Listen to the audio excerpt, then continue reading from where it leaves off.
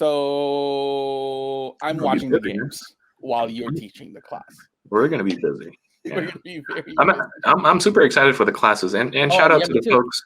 Yeah, shout out to folks who signed up for the classes. You know, you guys are learning a new skill set, and you know, if it doesn't work out, you're still learning about the stock market. You know, if you're too busy with your 9 to 5, you're still learning about the stock market, how to trade, how to invest. You know, how to grow your money. Because believe me, it's not that easy to be in the stock market. It's not. It's not. Look what happened today. Today was one of those days that are like, if you didn't know what you were doing, you would have been like bamboozled. Yeah, you would have been flim-flammed. You would have been mollywopped. Because the first half was good, and you're like, oh, I'm just gonna cruise for the day. And next thing you know, like, stocks only go up, John. Yeah, you know, you've seen that meme. Not gonna lie, they got us in the first half. Yeah.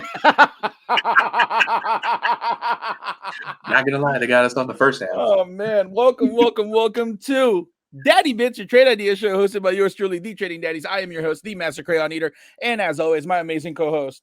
What's going on? Teflon John here. Tefleezy Fosheezy is in the heezy. If you guys didn't know what we were talking about, we're talking about how today went. Today was a very interesting day in the market, and we have classes starting now. Oh, starting today for Bust Down Academy, right? BustDownInvestments.com. I got you right here. I've been thinking about this all day, and I couldn't come up with anything cleverer, but this is it for me. Thinking the markets were closed on Indigenous Peoples Day almost made us miss a payday. Bust Down Academy, BustDownInvestments.com. All right. So no one knows this, but yesterday we recorded a show, right? And it's so funny because I clearly said, "Oh, bro, like market's closed tomorrow," and I misread it. And then we were just going along, and then after that, like an hour later, Nico texts me, "Hey, bro, like the market's open tomorrow. Like, just scratch this." I don't think we have time to record. We got to start cooking dinner for everybody else. And he was like, "Damn it, the markets are open tomorrow." My bad. I thought I was gonna be able to sleep in this morning too. I know, me too. My bad. It's all right. No, it's both of us. We weren't even like fully prepared for it either. But the stocks that we were talking about yesterday didn't really do well either. So yeah, it was a wash, right? It was definitely a wash. But we'll talk about certain stocks today that we do feel that have more upside potential. So make sure you guys hit the subscribe button, hit that post notification bell, give us a nice preemptive thumbs up, because John, if they give us a thumbs down, mama work for the streets. Drop down in the comment section below the stocks you guys want us to cover. And with that being said, let's get to it after this intro.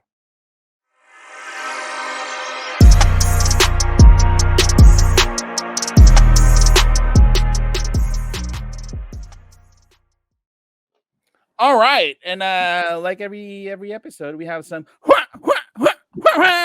memory games. You know, our viewers are going to appreciate once you get that stream deck. Oh yeah, for sure. Dolphinately. Let's take a look at some member gains for today. I managed to sneak in $180 off of the Qs. Right as it was moving up, I managed to take some money off the top. That was a little stressful because I had a feeling that it was going to come down, but sticking to the technicals and sticking to my trading rules helped me get that small win in, and I'm still in my Lucid and my Sofi swing, which we'll talk about in a bit. Tefleezy Fosheezy, 45 con John. 40. 45 contracts. 45 con John. I can't stress that enough. That is actually one of the best names we've ever come up with, is 45 con John. That's like my favorite one. My favorite one is 45 con John.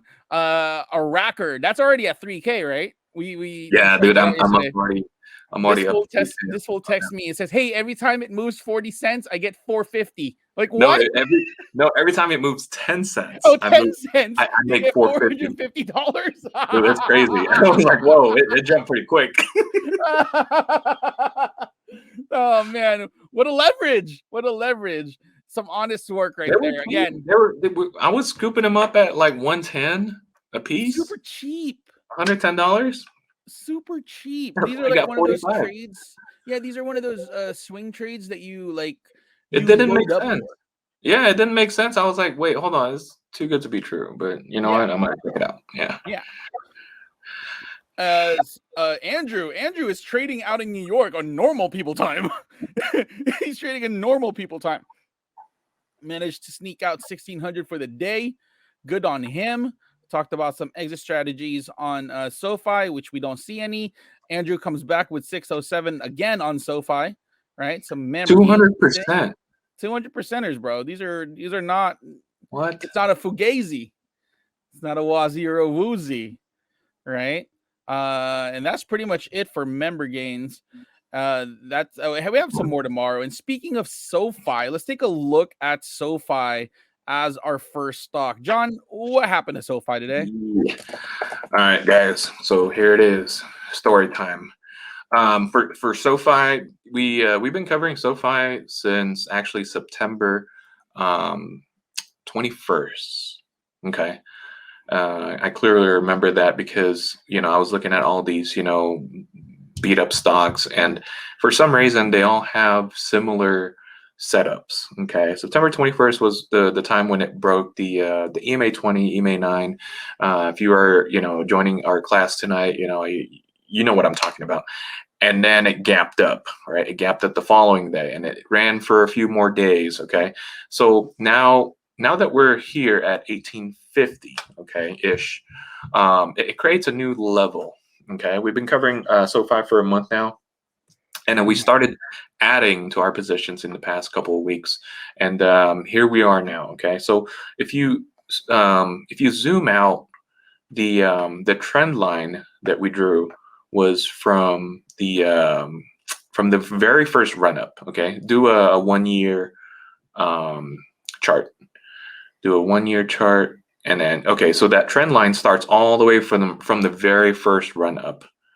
Right here at at the very peak at what is that 28, 26? 26.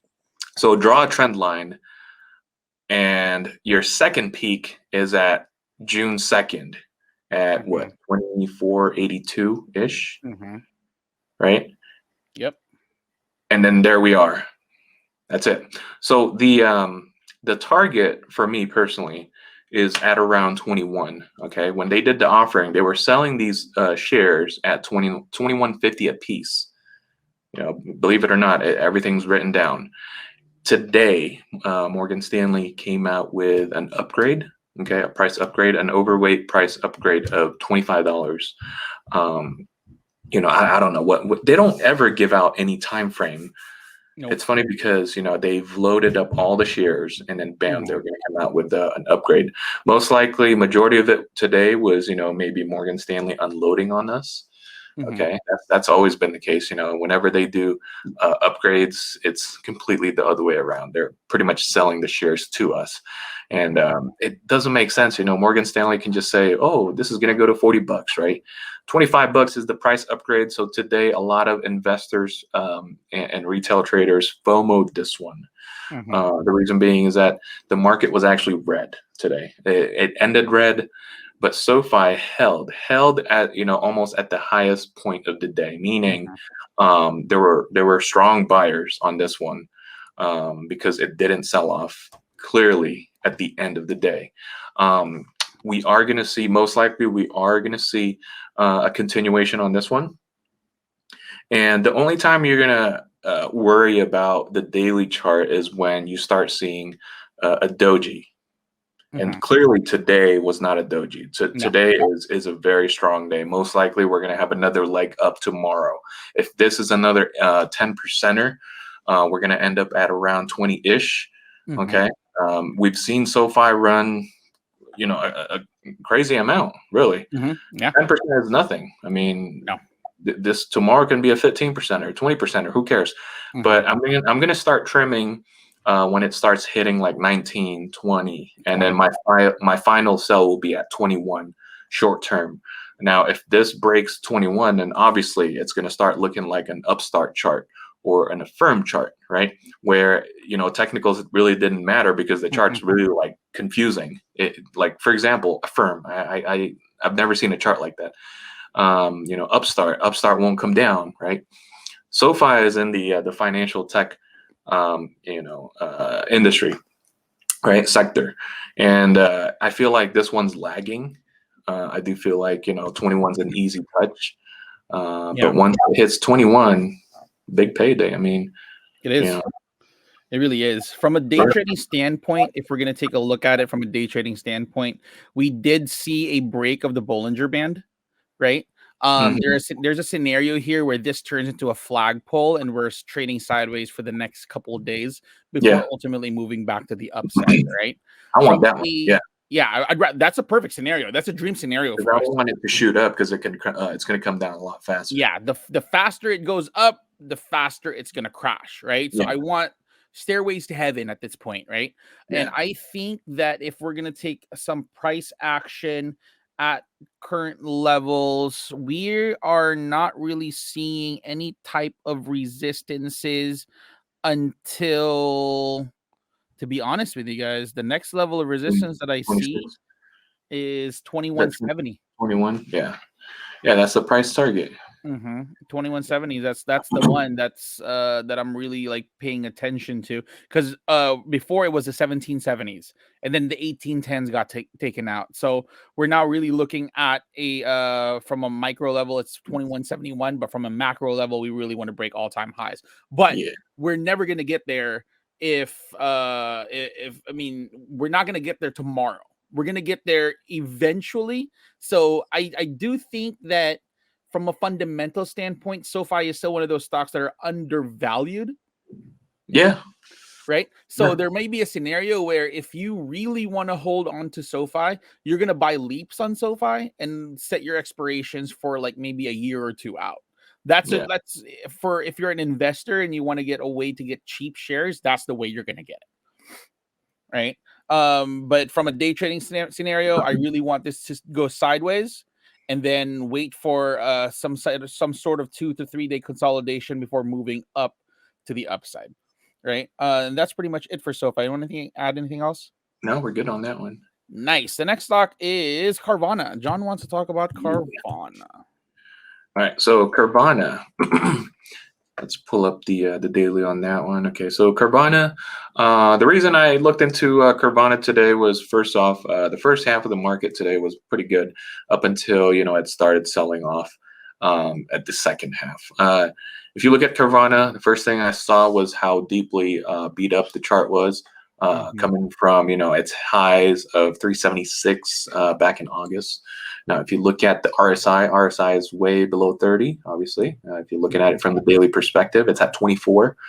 Pretty beat up. MACD's on the negative zone. You know, I'm not saying this is going to pop tomorrow, but what I'm doing is I'm pretty much dip buying this one. Carvana is expensive. The premium that I got for my call was, I think, 2100 per 21 or 2200. Yeah, it's like trading Netflix. It's insane. Plus the spread's like huge. It's like $1 spread. I'm like, man, how am I going to pick my price on this one? So what I did was, every time you see a spread like that, like for example, if you're trading Netflix or I don't know, Nvidia, and if you're trading like, let's say a month, 2 months out, usually the spreads are like $1, $1.50. Like I'm talking about, you know, between the bid and the ask, right? And so how do you pick the price? Normally, if it says 21 for the bid and 22 for the ask, I pick 21.50, and normally it gets filled, right? But never, I'm never going to pay the ask price because that's just crazy.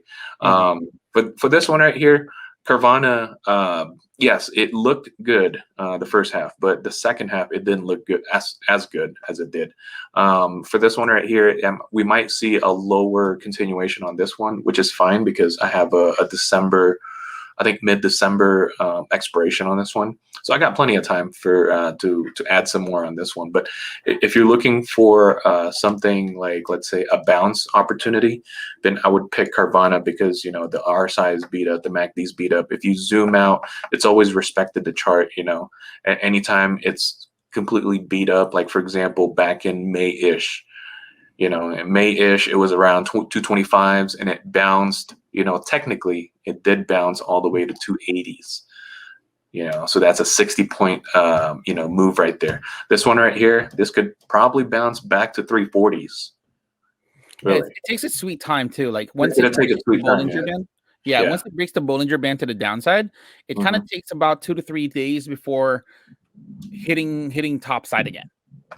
Yeah. Right. And then it kind of just gaps and has just ebbs and flow all the way to the top. So I do see that moving forward. And that took 1, 2, 3, 4 months to happen for that to go all the way to the top. So there might be a similar scenario in that regard.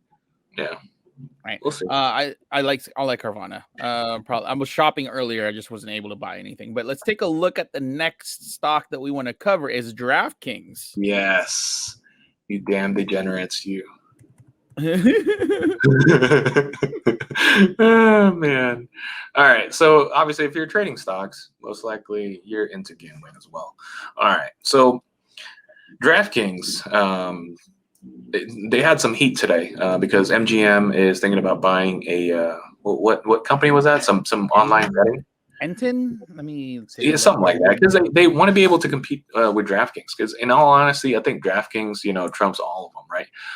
You have all these casinos that have their own platforms, but really DraftKings, their main focus is just online betting. And the more states like opts in on this, I think the bigger it's going to get, right? Just imagine if DraftKings gets legalized in California. Ooh. Huge, tons of potential, huge market, right? October is a very, busy month when it comes to sports. And, basketball just opened up. Baseball is about, it's playoffs. Football is just getting it going right now. And obviously you have boxing, you have UFC here and there. But for this one right here, it's another nice setup opportunity. If you look at the MACD, it's in the negative zone. It's coming off of oversold levels. For this one right here, if it creates another lower zone, lower level, I'm talking about if it breaks, 47.50-ish, that price level, then I'm going to start dip buying this one. But I have this one on heavy watch because DraftKings has always had like weird seasonalities. For the next 3 months, it's going to be busy with sports again. So this one is a good. It's always been a good investment. I truly believe in DraftKings. I have shares, but for this one right here, if you want to swing this one, I highly recommend it. So I do like it. I do like DraftKings, and notice that it's kind of like having that consolidation period at the bottom. All you really need is a scoop up and cross this MACD to the top side. Earnings is on. It's earnings season. Yeah. It's earnings season where I'm getting excited. And then we have earnings on November 9th. November 9th. We might see a pre-anticipatory run to earnings because of how many people are using the platform. A lot of people are probably going to be speculating that there will be a grander move for earnings. So let's see where that all goes.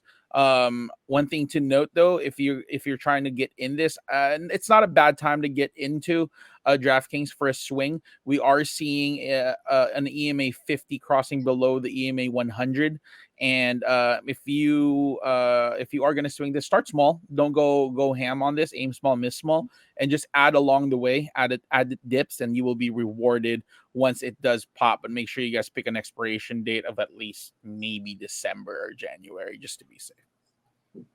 Cool. That's pretty much. Yeah. That's pretty much it for our show today. I hope you guys found that information useful.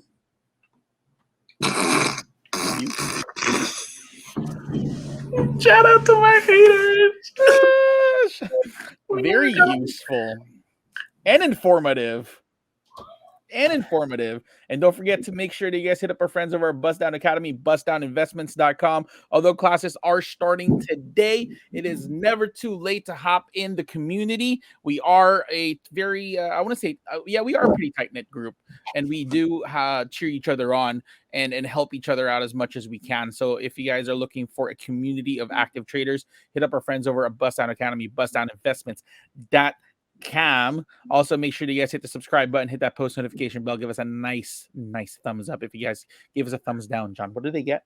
Your mama from the screen. I'm gonna send you a bag of dog poo. Also, drop down in the comment section below the stocks you guys want us to cover.